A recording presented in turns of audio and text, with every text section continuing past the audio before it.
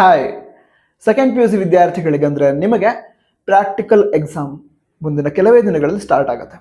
ಈಗ ಕೆಲವೇ ದಿನಗಳಲ್ಲಿ ಸ್ಟಾರ್ಟ್ ಆಗುತ್ತೆ ಅಂತ ಟೆನ್ಷನ್ ಮಾಡ್ಕೊಳ್ಳೋದಕ್ಕೆ ಹೋಗ್ಬೇಡಿ. ಟೆನ್ಷನ್ ಆಗ್ತಾ ಇರುತ್ತೆ, ನಿಮ್ಗೆ ಆಲ್ರೆಡಿ ಟೆನ್ಷನ್ ಆಗ್ತಾ ಇರುತ್ತೆ, ಆಗ್ತದಲ್ಲ? ಓಕೆ, ಟೆನ್ಷನ್ ಮಾಡ್ಕೊಳ್ಳೋದಕ್ಕೆ ಹೋಗ್ಬೇಡಿ. ಚೆನ್ನಾಗಿ ಪ್ರಿಪೇರ್ ಆದರೆ ಫಿಸಿಕ್ಸಲ್ಲಂತೂ ಆರಾಮಾಗಿ 30 ಸ್ಕೋರ್ ಮಾಡಬಹುದು. ಅದೇ ಏನೇನು ಪ್ರಾಕ್ಟೀಸ್ ಮಾಡ್ಕೊಂಡು ಹೋಗಬೇಕು ಈ ಫಿಸಿಕ್ಸ್ ಪ್ರಾಕ್ಟಿಕಲ್ ಎಕ್ಸಾಮ್ಗೆ, ಯಾವ ರೀತಿ ಪ್ರಿಪರೇಷನ್ ಇರಬೇಕು ಅದನ್ನು ಹೇಳ್ತಿದ್ದೀನಿ. ಅದ್ರ ಜೊತೆಗೇನೆ ಆನ್ಸರ್ ಪೇಪರ್ ಮೇಲೆ ಏನೇನು ಬರೀಬೇಕು, ಆನ್ಸರ್ ಪೇಪರ್ ಪ್ರೆಸೆಂಟೇಷನ್ ಯಾವ ರೀತಿ ಇರಬೇಕು ಅದನ್ನು ಕೂಡ ಹೇಳ್ತಾ ಇದ್ದೀನಿ. ಮೊದಲಾಗಿ ಪ್ರಾಕ್ಟಿಕಲ್ ಎಕ್ಸಾಮ್ ಬಗ್ಗೆ ಟೆನ್ಷನ್ ಮಾಡ್ಕೊಳ್ಳೋದಕ್ಕೆ ಹೋಗ್ಬೇಡಿ. ಆ 30 ಮಾರ್ಕ್ಸಲ್ಲಿ 10 ಮಾರ್ಕ್ಸ್ ನಿಮ್ಮ ಹತ್ರ ಆಲ್ರೆಡಿ ಇದೆ. ಅಂದರೆ 5 ಮಾರ್ಕ್ಸ್ ಅಟೆಂಡೆನ್ಸಿಗಿದೆ, ಅದಂತರ 5 ಮಾರ್ಕ್ಸ್ ಲ್ಯಾಬ್ ರೆಕಾರ್ಡಿಗೆ ಇರುತ್ತೆ.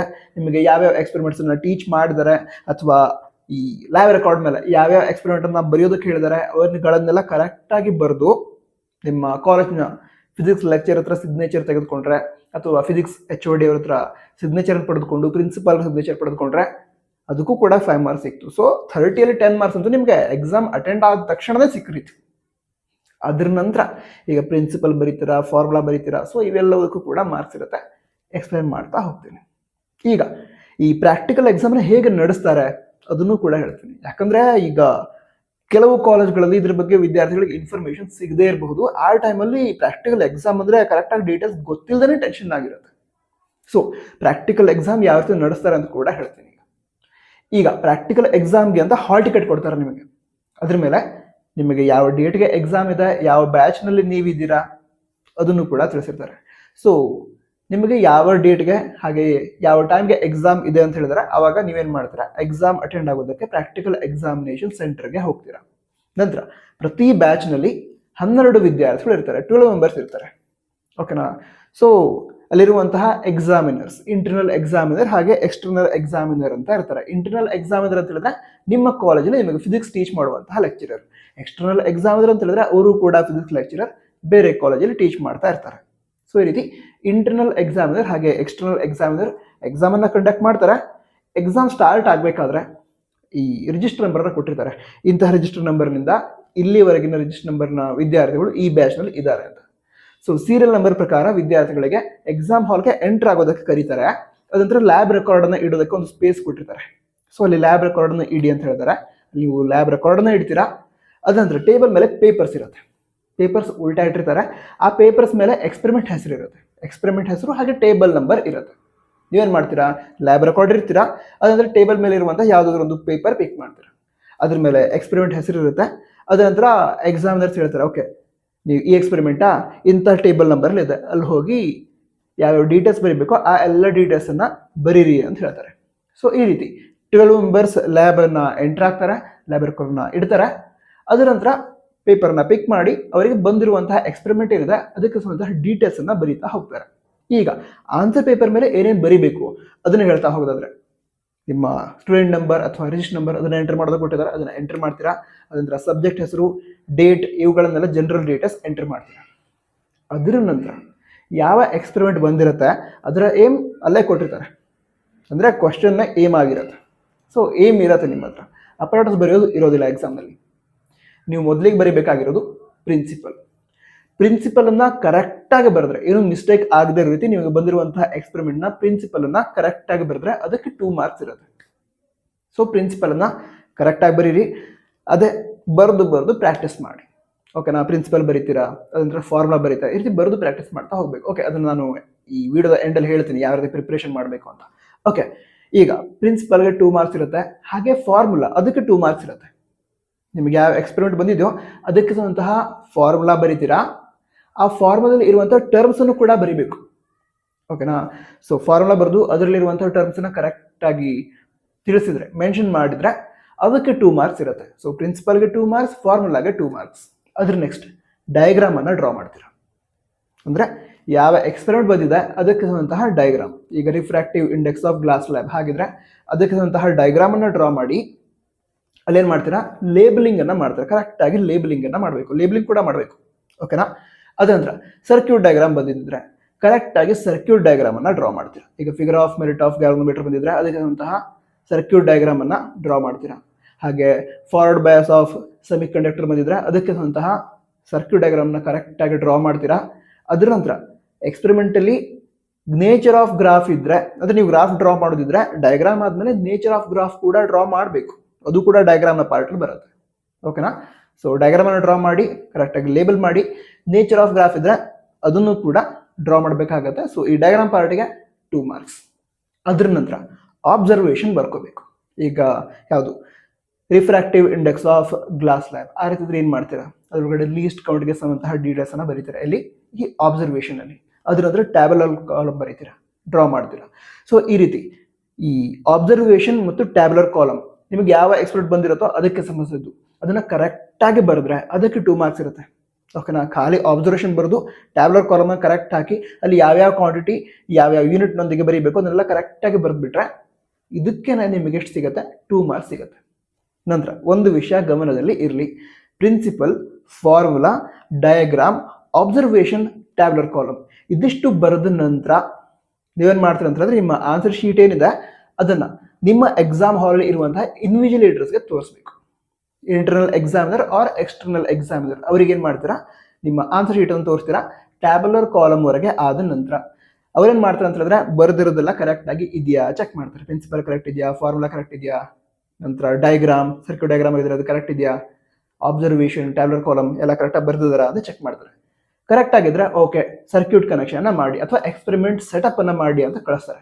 ಅವಾಗ ನೀವೇನ್ ಮಾಡ್ತೀರಾ, ಸರ್ಕ್ಯೂಟ್ ಕನೆಕ್ಷನ್ ಆಗಿದ್ರೆ ಸರ್ಕ್ಯೂಟ್ ಕನೆಕ್ಷನ್ ಮಾಡ್ತೀರಾ, ಪೂರ್ತಿ ಸರ್ಕ್ಯೂಟ್ ಕನೆಕ್ಷನ್ ಮಾಡ್ತೀರಾ. ಅದಂದ್ರ ಯಾವುದೋ ಒಂದು ಎಕ್ಸ್ಪೆರಿಮೆಂಟ್ ಸೆಟಪ್ ಇದ್ರೆ ಎಕ್ಸ್ಪೆರಿಮೆಂಟ್ ಸೆಟಪ್ ಅನ್ನ ಮಾಡ್ತೀರಾ. ಈಗ ರಿಫ್ರಾಕ್ಟಿವ್ ಇಂಡೆಕ್ಸ್ ಆಫ್ ವಾಟರ್ ಇದ್ರೆ ಅದಕ್ಕಂತಹ ಸೆಟಪ್ ಅನ್ನ ಮಾಡ್ತೀರಾ. ಓಕೆನಾ? ಸೊ ಈ ರೀತಿ ಎಕ್ಸ್ಪೆರಿಮೆಂಟ್ ಸೆಟಪ್ ಮಾಡ್ತೀರಾ ಅಥವಾ ಎಕ್ಸ್ಪೆರಿಮೆಂಟ್ ಸರ್ಕ್ಯೂಟ್ ಕನೆಕ್ಷನ್ ಅನ್ನ ಮಾಡ್ತೀರಾ.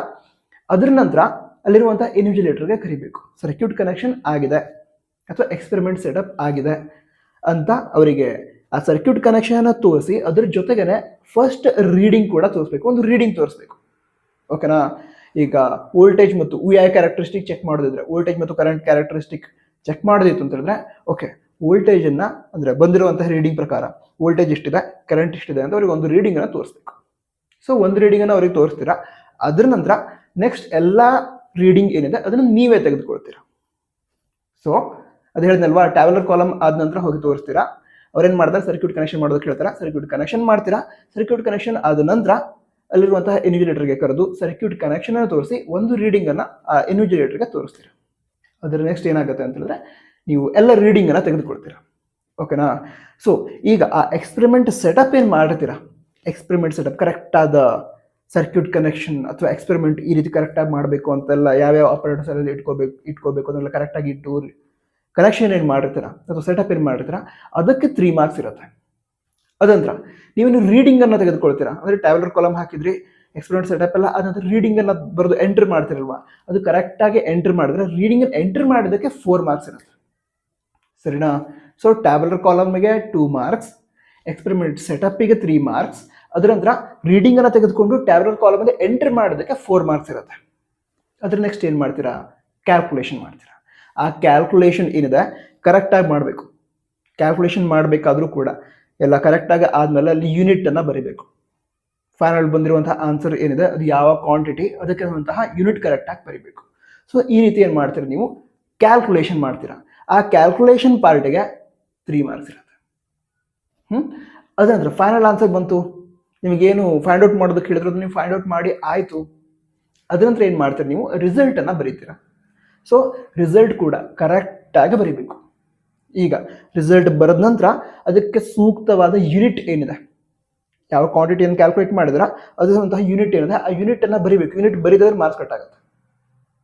ಸರಿನಾ? ಈ ರಿಸಲ್ಟ್ ವಿತ್ ಯೂನಿಟ್ ಮತ್ತು ಕರೆಕ್ಟಾಗಿ ಕೂಡ ಇರಬೇಕು. ಹಾಗಿದ್ರೆ ರಿಸಲ್ಟ್ಗೆ 2 ಮಾರ್ಕ್ಸ್ ಇರುತ್ತೆ. ಈ ರೀತಿ ಬಾಕಿ 20 ಮಾರ್ಕ್ಸ್ ಏನಿದೆ ಅದು ಡಿಸ್ಟ್ರಿಬ್ಯೂಟ್ ಆಗಿರುತ್ತೆ. ನಂತರ ಈ ವರ್ಷ ವೈವಾ ಅಂತೂ ಇರಲ್ಲ, ಟೆನ್ಷನ್ ಕೂಡ ಇಲ್ಲ, ನಿಮಗೆ ಗೊತ್ತು. ಓಕೆ, ಮತ್ತೇನು ಅಂತ ಹೇಳಿದ್ರೆ ನಿಮ್ಮ ಹಾಲ್ ಟಿಕೆಟ್ ಅಂತ ಏನು ಹೇಳಿದೆ ನಾನು, ಆ ಹಾಲ್ ಟಿಕೆಟ್ ಮೇಲೆ ಇಂಟರ್ನಲ್ ಎಕ್ಸಾಮಿನರ್ ಹಾಗೆ ಎಕ್ಸ್ಟರ್ನಲ್ ಎಕ್ಸಾಮಿನರ್ ಇಬ್ರು ಕೂಡ ಸಿಗ್ನೇಚರ್ ಮಾಡ್ತಾರೆ. ಸಿಗ್ನೇಚರ್ ಅವರಾಗೆ ಮಾಡ್ತಾರೆ. ಅಕಸ್ಮಾತ್ಗೆ ಅವ್ರಿಗೆ ಮರೆತ್ರೆ ನೆನಪು ಮಾಡಿ, ಹಾಲ್ ಟಿಕೆಟ್ ಮೇಲೆ ಇನ್ನೂ ಸಿಗ್ನೇಚರ್ ಆಗಿಲ್ಲ ಆ ರೀತಿ ಇದ್ರೆ ಅವ್ರ ಹತ್ರ ಹೇಳಿ, ಅಂದರೆ ಎಕ್ಸಾಮ್ ಮುಗಿಯೋ ಟೈಮಿಗೆ ಅವ್ರ ಹತ್ರ ಹೇಳಿ ಸಿಗ್ನೇಚರ್ನ ಪಡೆದುಕೊಳ್ಳಿ. ಅದಂತರ ನಿಮ್ಮ ಅಟೆಂಡೆನ್ಸ್ ಕೂಡ ಪಡೆದುಕೊಳ್ತಾರೆ. ಅಂದರೆ ಅವ್ರದ್ದೊಂದು ಶೀಟ್ ಇರುತ್ತೆ, ಅದ್ರ ಮೇಲೆ ನಿಮ್ಮ ರಿಜಿಸ್ಟರ್ ನಂಬರ್ ಇರುತ್ತೆ, ಸೊ ನಿಮ್ಮ ಹೆಸರು ಇರುತ್ತೆ, ಸೊ ಈ ರೀತಿ ಡೀಟೇಲ್ಸ್ ಏನಿರುತ್ತೆ. ಸೊ ಅಲ್ಲಿ ನಿಮ್ಮ ಸಿಗ್ನೇಚರ್ನ ಪಡೆದುಕೊಳ್ತಾರೆ ಅವರು. ಸಿಗ್ನೇಚರ್ನ ಕೊಡಿ, ಅದು ನಿಮ್ಮ ಅಟೆಂಡೆನ್ಸ್. ಸೊ ನಿಮ್ಮ ಅಟೆಂಡೆನ್ಸ್ ಕೊಡೋದನ್ನು ಮರಿಬೇಡಿ.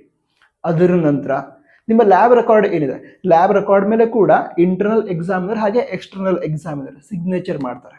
ಅವರ ಸಿಗ್ನೇಚರ್ನ ಮರಿದೆ ಪಡೆದುಕೊಳ್ಳಿ. ಈ ರೀತಿ ಎಕ್ಸ್ಪೆರಿಮೆಂಟನ್ನು ನೀವು ಪರ್ಫಾರ್ಮ್ ಮಾಡಬೇಕು. ಈಸಿ ಇಲ್ವಾ? ಈಸಿ ಇದೆ. ಕಾನ್ಫಿಡೆಂಟಾಗಿ ಹೋಗಿ. ಈಗ ಪ್ರಿಪ್ರೇಷನ್ ಹೇಗೆ ಮಾಡೋದು ಅಂತ ಹೇಳ್ತೀನಿ ಅಂತ ಹೇಳಿದೆ ವಿಡಿಯೋ ಕೊನೆಯಲ್ಲಿ, ಅದನ್ನು ಈಗ ಹೇಳ್ತೀನಿ. ಎಕ್ಸಾಮ್ ಹೋದಾಗ ಸ್ಟೂಡೆಂಟ್ಸನ್ನು ನಾವು ಕೂಡ ನೋಡಿರ್ತೀವಲ್ವಾ, ಎಕ್ಸಾಮ್ ಹಾಲಲ್ಲಿ ಮರೆತು ಹೋಗುತ್ತೆ ಅವರಿಗೆ ಟೆನ್ಷನ್ನಿಂದ ಅಥವಾ ಕರೆಕ್ಟಾಗಿ ಪ್ರಿಪ್ರೇಷನ್ ಮಾಡದೇ ಇರೋದ್ರಿಂದ. ಸೊ ನೀವು ಯಾವ ರೀತಿ ಪ್ರಿಪೇರ್ ಆಗಬೇಕು ಅಂತ ಹೇಳಿದ್ರೆ, ಒಂದು ಎಕ್ಸ್ಪೆರಿಮೆಂಟಿಗೆ figure of merit of galvanometer. So ಅದಕ್ಕೆ ಏನು ಮಾಡಬೇಕು? ಈಗ ಪ್ರಿನ್ಸಿಪಲ್ ಬರಿಬೇಕಾ, ಫಾರ್ಮುಲಾ ಬರಿಬೇಕಾ, ಡಯಾಗ್ರಾಮ್ ಇದೆ, ಅದನಂತರ ಅಬ್ಸರ್ವೇಷನ್, ನಂತರ ಟ್ಯಾಬ್ಯುಲರ್ ಕಾಲಮ್, ಕ್ಯಾಲ್ಕುಲೇಷನ್ ಹೇಗೆ ಮಾಡೋದು, ಈ ರೀತಿ ಎಲ್ಲ ಇದೆ ಅಲ್ವಾ. ಅದಕ್ಕೋಸ್ಕರ ನೀವೇನು ಮಾಡಬೇಕು ಅಂತ ಹೇಳಿದ್ರೆ, ಒಂದು ಕಡೆ ಕೂತ್ಕೊಳ್ಳಿ. ಅಂದರೆ ಅದನ್ನು ಒಂದೊಮ್ಮೆ ಪ್ರಾಕ್ಟೀಸ್ ಮಾಡಿದಂದ್ರೆ ಒಂದು ಕಡೆ ಹಾಗೆ ಕೂತ್ಕೊಳ್ಳಿ, ಒಂದು ಪೇಪರ್ ತೆಗೆದುಕೊಳ್ಳಿ. Figure of merit of galvanometer experiment ಹೆಸರು ಬರೀತೀರಾ. ಅದಂತರ ನೋಡದೆ ಬರೀರಿ, ಅದನ್ನೆಲ್ಲ ಪ್ರಿನ್ಸಿಪಲ್ ನೋಡದೆ ಬರೀತೀರಾ, ಫಾರ್ಮುಲಾ ನೋಡದೆ ಬರೆದು ಟರ್ಮ್ಸನ್ನು ಎಕ್ಸ್ಪ್ಲೈನ್ ಮಾಡ್ತೀರಾ, ಡಯಾಗ್ರಾಮ್ ನೋಡದೆ ಡ್ರಾ ಮಾಡ್ತೀರಾ. ಈ ರೀತಿ ಒಂದು ಕಡೆ ಕೂತ್ಕೊಂಡು ಎಲ್ಲ ಏನೇನು ಎಕ್ಸಾಮಲ್ಲಿ ಏನು ಬರೀತಿರೋ ಅದನ್ನೆಲ್ಲ ಬರೆಯೋದು. ಹಾಗೆ ಕ್ಯಾಲ್ಕುಲೇಷನ್ ಹೇಗೆ ಮಾಡೋದು, ಯೂನಿಟ್ ಮರಿಬೇಡಿ ಯಾವ ಕಾರಣಕ್ಕೂ. ಯೂನಿಟ್ ಯಾವುದು ಅದು ಕೂಡ ಕರೆಕ್ಟಾಗಿ ನೆನಪಲ್ಲಿ ಇಟ್ಕೊಂಡಿರಿ. ಸೊ ಈ ರೀತಿ ನಿಮಗೆ ಯಾವ್ಯಾವ ಎಕ್ಸ್ಪೆರಿಮೆಂಟ್ ಮಾಡ್ತಿದಾರೋ ಆ ಎಲ್ಲ ಎಕ್ಸ್ಪೆರಿಮೆಂಟ್ಗೆ ಸಂಬಂಧಿಸಿದಂತಹ ಡೀಟೇಲ್ಸ್ ಏನಿದೆ ಅಂದರೆ principle, formula, diagram, nature of graph ಇದ್ರೆ ಅದು, ಆಬ್ಸರ್ವೇಷನ್, ಟ್ಯಾಬ್ಯುಲರ್ ಕಾಲಮ್, ಕ್ಯಾಲ್ಕುಲೇಷನ್ ಹೇಗೆ ಮಾಡೋದು, ರಿಸಲ್ಟಲ್ಲಿ ಏನು ಬರಿತೀವಿ, ಇವುಗಳನ್ನೆಲ್ಲ ಒಂದು ಕಡೆ ಬರೆದು ಪ್ರಾಕ್ಟೀಸ್ ಮಾಡ್ತಾ ಹೋದರೆ 1-2 ಡೇಸ್ ಒಳಗಡೆ ಎಲ್ಲ ಎಕ್ಸ್ಪೆರಿಮೆಂಟ್ ಪರ್ಫೆಕ್ಟಾಗಿ ಹೋಗುತ್ತೆ. ಹಾಗಂತ ಲಾಸ್ಟ್ 2 ಡೇಸ್ ತನಕ ಪೋಸ್ಟ್ಪೋನ್ ಮಾಡ್ತಾ ಹೋಗ್ಬೇಡಿ, ನಾನು ಲಾಸ್ಟ್ 2 ಡೇಸ್ ಇರಬೇಕಾದ್ರೆ ಪ್ರಿಪೇರ್ ಆಗ್ತೀನಿ ಅಂತ. ಅದಕ್ಕೋಸ್ಕರ ಈಗಿಂದನೇ ಪ್ರಿಪ್ರೇಷನ್ ಸ್ಟಾರ್ಟ್ ಮಾಡಿ. ಅದರ ನಂತರ ನಿಮ್ಮ ಕಾಲೇಜ್ ಏನಿದೆ ಅಲ್ಲಿ ಹೋಗಿ ನಮಗೆ ರಿಪಿಟೇಷನ್ ಮಾಡಬೇಕು, ಸರ್ಕ್ಯೂಟ್ ಕನೆಕ್ಷನ್ನ ಒಮ್ಮೆ ಮಾಡಿ ನೋಡ್ತೀನಿ, ನಮಗೆ ಗೈಡ್ ಮಾಡಿ ಅಂತ ರಿಕ್ವೆಸ್ಟ್ ಮಾಡ್ಕೊಳ್ಳಿ. ಅವ್ರು ನಿಮಗೆ ರಿಪಿಟೇಷನ್ಗೆ ಅಪರೇಟಸ್ ಎಲ್ಲ ತೆಗೆದುಕೊಡ್ತಾರೆ. ಏನಾದ್ರು ಕನ್ಫ್ಯೂಷನ್ ಇದ್ದರೆ ನಿಮ್ಮ ಲೆಕ್ಚರರ್ಸ್ ಆ ಕನ್ಫ್ಯೂಷನ್ ಕೂಡ ಕ್ಲಿಯರ್ ಮಾಡಿಕೊಡ್ತಾರೆ. ನಮ್ಮ ಯೂಟ್ಯೂಬ್ ಚಾನಲ್ ಇದೆ ಎಜುಕೇರ್ ಲೈಟ್ ಫಾರ್ ಲೈಫ್ ಅಂತ, ಅಲ್ಲಿ ಹಲವಾರು ಎಕ್ಸ್ಪೆರಿಮೆಂಟ್ಗಳನ್ನು ಅಪ್ಲೋಡ್ ಮಾಡಿದ್ದೀನಿ. ಚೆಕ್ ಮಾಡಿ. ಆ ವಿಡಿಯೋಗಳ ಲಿಂಕ್ ಕೂಡ ಟಾಪ್ ಮಾಡೋಕೆ ಇರುತ್ತೆ, ಡಿಸ್ಕ್ರಿಪ್ಷನಲ್ಲಿ ಕೊಟ್ಟಿರ್ತೀನಿ. ಸೊ ಈ ರೀತಿ ಚೆನ್ನಾಗಿ ಪ್ರಿಪೇರ್ ಆಗ್ತಾ ಹೋಗಿ. ಎಕ್ಸಾಮ್ ಏನಾಗುತ್ತೆ ಚೆನ್ನಾಗಾಗುತ್ತೆ. ಇದನ್ನು ಕಮೆಂಟ್ ಬಾಕ್ಸಲ್ಲಿ ಬರೀರಿ, ನಮ್ಮೆಲ್ಲರ ಎಕ್ಸಾಮ್ ಚೆನ್ನಾಗಿ ಆಗುತ್ತೆ ಅಂತ ಕಮೆಂಟ್ ಬಾಕ್ಸಲ್ಲಿ ಬರೀರಿ. All the best, all the best. Exam ಚೆನ್ನಾಗಾಗುತ್ತೆ, ಡೋಂಟ್ ವರಿ. ಸಿಗೋಣ ಮುಂದಿನ ವಿಡಿಯೋದಲ್ಲಿ. ಸಬ್ಸ್ಕ್ರೈಬ್ ಕೂಡ ಮಾಡಿ. ಎಕ್ಸಾಮ್ ಆದಮೇಲೆ ಕೂಡ ಬಂದು ಹೇಳಿ, ಅಂದರೆ ಎಕ್ಸಾಮ್ ಚೆನ್ನಾಗಾಯಿತು ಅಂತ ಹೇಳಿದ್ರೆ ನನಗೆ ಖುಷಿ ಆಗುತ್ತೆ. All the best. ಸಿಗೋಣ. ಜೈ ಹಿಂದ್, ವಂದೇ ಮಾತರಂ.